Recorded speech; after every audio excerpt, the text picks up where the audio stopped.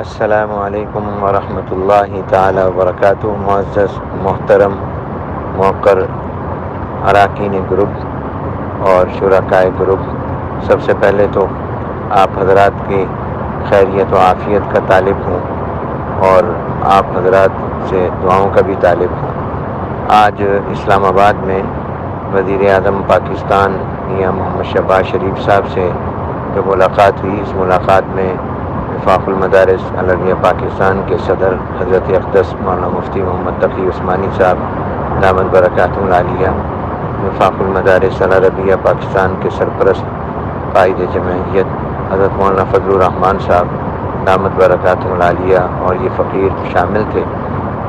اس ملاقات کا بنیادی مقصد دینی مدارس کو ایک عرصے سے جو درپیش مسائل مشکلات ہیں ان کے حوالے سے بات چیت کرنا تھا اور جو زیر التوا ہیں ان پر گفتگو کرنا تھی، کیونکہ حکومت کی تبدیلی کے بعد سے یہ مجلس عاملہ نے بھی طے کیا تھا کہ موجودہ حکومت سے بات کی جائے اور ان مسائل کو حل کرایا جائے، جس میں سرفہرست مدارس کی رجسٹریشن ہے، مدارس کے بینک اکاؤنٹس ہیں اور اس کے علاوہ دیگر بہت سارے مسائل ہیں۔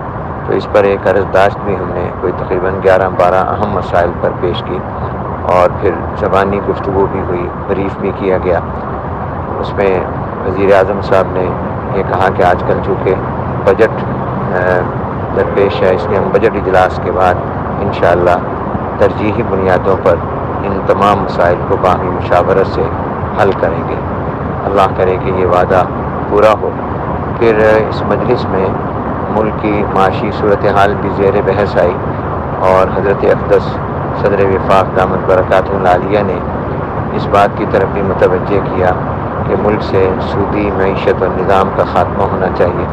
اس پر وزیر اعظم صاحب نے کہا کہ میں اس موضوع پر آپ سے تفصیلاً ملاقات چاہتا ہوں اور میں انشاءاللہ بہت جلد اس موضوع پر عنقریب آپ سے ملوں گا۔ یہ آج کی گفتگو کا خلاصہ ہے۔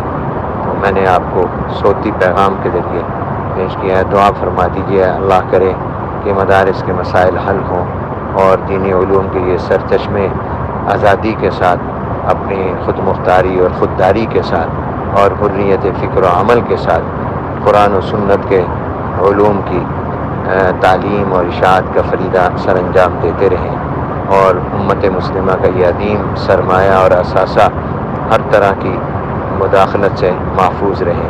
السلام علیکم ورحمۃ اللہ وبرکاتہ۔